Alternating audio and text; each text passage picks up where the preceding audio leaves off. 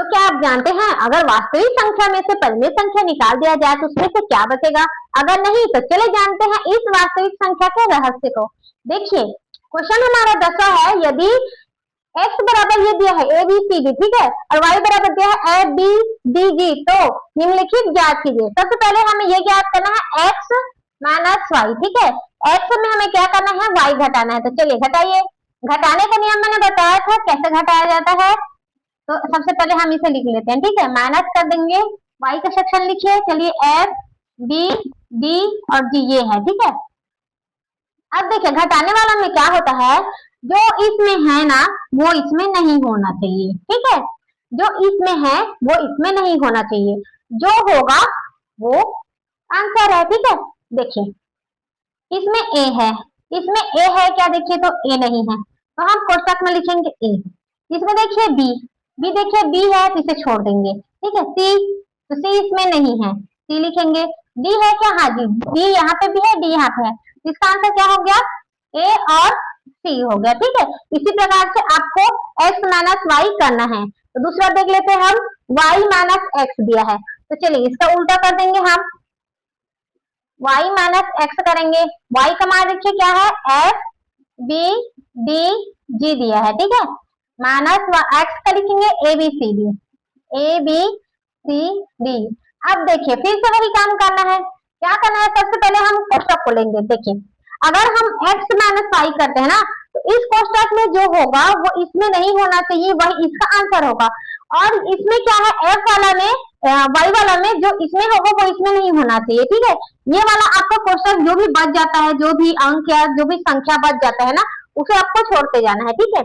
अब देखिए इसमें f है, इसमें है क्या, तो नहीं है, ठीक है, तो f लिख देंगे, ठीक है। b देखिए b इसमें है, b इसमें है, d है, d भी है, g है क्या, g नहीं है, तो f और g इसका आंसर हो जाएगा। क्लियर है, ये हो गया आंसर, ठीक है। x माइनस वाई और y माइनस एक्स का इसका आंसर है। अब तीसरा नंबर देख लेते हैं, तब तक मैं इसे थोड़ा सा क्लीन कर देती हूँ, ठीक है। चलिए यहाँ पे हम बनाते हैं तीसरा क्वेश्चन को।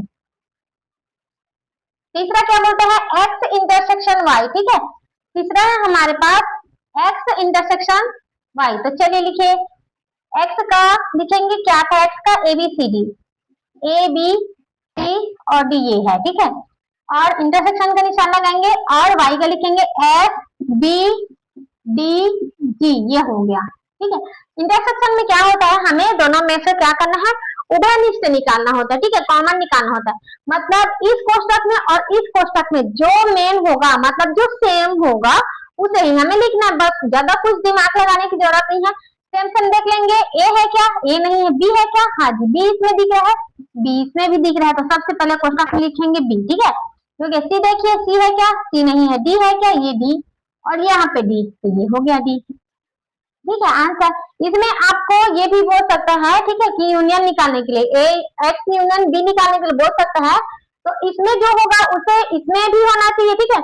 मतलब जो इसमें है और इसमें है सभी को लिखना है, बस इतना होगा कि उसमें नंबर रिपीट नहीं होगा, जो भी अंक है, जो भी अक्षर है ना, वो रिपीट नहीं होगा।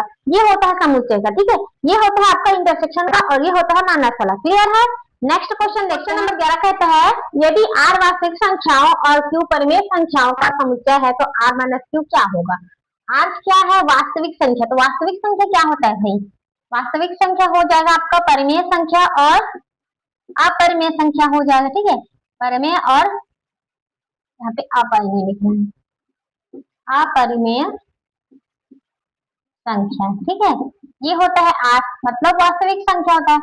फिर क्या बोले है, माइनस q, ये हो गया r का, ठीक है, ये किसका मान है, ये है r का मान है, और q का मान क्या बोल रहा है कि q परिमेय संख्याओं का क्या है, समुच्चय है, मतलब q की जगह में क्या लिखना है, परिमेय संख्या, ठीक है, परिमेय संख्या। अब देखिए वास्तविक संख्या में हमें परिमेय संख्या घटाना है, ठीक है, तो देखिए अगर यहाँ पे परिमेय संख्या और अपरिमेय संख्या है, माइनस हमें करना है परिमेय संख्या, ठीक है। तो हमारा नियम क्या है भाई, कि घटाने का नियम हमारे पास होता है कि अगर ये दोनों हैं, इसमें से अगर कोई भी संख्या इसमें है ना, उसे छोड़ देना है, जो संख्या इसमें है, जो संख्या इसमें नहीं है, वही हमारा आंसर है, ठीक है। तो देखिए परिमेय संख्या इसमें है, परिमेय संख्या इसमें भी है, अपरिमेय संख्या है क्या उसमें? तो देखिए उसमें सिर्फ परिमेय संख्याओं का समुच्चय बोला है, लेकिन इसमें बोला है वास्तविक संख्याओं का समुच्चय, मतलब परिमेय और अपरिमेय दोनों को बोलते हैं हम लोग वास्तविक संख्या। ठीक है, तो परिमेय इसमें भी है और परिमेय इसमें भी है, तो हमारा आंसर क्या हो जाएगा? ये हो जाएगा r minus q equal to, यहाँ पे भी हम लिखेंगे r minus q equal to क्या हो जाएगा? आपका अपरिमेय संख्या। है ना, कितना आसान। देखिए कितना मुश्किल लग रहा था ये क्वेश्चन, लेकिन कितना आसानी से बन गया, है ना। ठीक है, समझ आया। पर वास्तविक संख्या में हमें परिमेय संख्या घटाना है, मतलब यहाँ पे अपरिमेय संख्या आपका बचेगा। क्लियर है। नेक्स्ट देखते हैं लास्ट क्वेश्चन नंबर 12 क्या कहता है कि सत्य है या असत्य बताना है। ठीक है, 2 3 4 5 तथा 3 6 असंयुक्त समुच्चय है, ये बोल रहा है असंयुक्त समुच्चय है या नहीं ये बताना है, मतलब ये असंयुक्त समुच्चय है, ये सत्य है या असत्य ये बताना है। असंयुक्त समुच्चय आप कैसे निकालेंगे? अगर आप इसमें से इंटरसेक्शन निकालते हैं, मतलब ए इंटरसेक्शन बी निकालते हैं ना, अगर वो खाली हो जाता है या रिक्त समुच्चय आ जाता है या फाई आ जाता है, तो ही आप बोल सकते हैं कि असंयुक्त समुच्चय है। अगर नहीं आता, अगर कोई भी नंबर आता है, तो ये असंयुक्त समुच्चय नहीं है। बस क्लियर बात है। ठीक है, तो देखिए ये है ए। ठीक है, ए इंटरसेक्शन बी करेंगे, इसी में मैं करके बताती हूँ, क्योंकि ये छोटा सा है, ज्यादा लंबा नहीं है। ठीक है, इसीलिए मैंने ज्यादा स्पेस नहीं दिया हुआ है। ठीक है, तो देखिए यहाँ पे है 2 3 4 और 5 है। ठीक है, ए का, और बी का क्या है 3 और 6। अब इंटरसेक्शन निकालने का नियम क्या है भाई? जो सेम होगा उसे पकड़िए, जो सेम नहीं होगा उसे छोड़ देंगे। तो क्या है, 2 है क्या? 2 नहीं है। 3 है इसमें, हाँ इसमें भी 3 है, यहाँ पे हम लोग लिखेंगे 3। ठीक है, 4 इसमें है, नहीं है। 5 है, नहीं है, ये हो जाएगा आपका आंसर। ठीक है, मतलब ये क्या है? असंयुक्त समुच्चय नहीं है, ये आपको लिखना है। ठीक है, ये असंयुक्त समुच्चय नहीं है, यह क्या है? असत्य है और असंयुक्त समुच्चय नहीं है। ठीक है, देखिए दूसरा क्या है, इतना तो आप लोग लिख सकते हैं भाई, क्योंकि यहाँ पे जगह नहीं है ना, मैं छोड़ दे रही हूँ। ये यहाँ से आपको पता चल रहा है कि असत्य है और असंयुक्त समुच्चय नहीं है। क्लियर है। ठीक है, तो देखिए ए ई आई ओ यू यहाँ पे दिया है, ए बी सी डी दिया है, तो सेम होगा उसे पकड़ेंगे। A intersection B, A E I O U, ये A E I O you क्या है भाई? कमेंट बॉक्स में कमेंट करके जल्दी बताएंगे तो आप लोग कि ए ई आई ओ यू को इंग्लिश में क्या कहते हैं। ठीक है, क्या बोलते हैं इसको, आप लोग कमेंट करके बताएंगे। चलिए ए देखिए सेम यहाँ पे है, यहाँ पे भी है। ठीक है, ई है क्या? ई नहीं, आई आई नहीं, ओ भी नहीं, यू यू भी नहीं। ठीक है, देखिए ये हो गया आपका आंसर। अगला आपको क्या लिखना है यहाँ पे कि यह असत्य है और ये एक असंयुक्त समुच्चय नहीं है। क्लियर है। देखिए हो गया। अब देखते हैं हम लोग तीसरा। तीसरा भी देखिए ए इंटरसेक्शन बी करेंगे। ठीक है, इसमें भी सेम काम है, ज्यादा कुछ नहीं है। 2 6 10 14। ठीक है, और इंटरसेक्शन बी करेंगे 3 7 11 15। अब देखिए तो इसमें से कौन कौन सा मिल खा रहा है? 2 नहीं है, 6 नहीं है, 10 नहीं है, 14 नहीं है, तो ये है भाई आपका रिक्त समुच्चय, या आप बोल सकते हैं इसे फाई। ठीक है, तो आपको क्या करना है कि यह सत्य है तथा असंयुक्त समुच्चय है।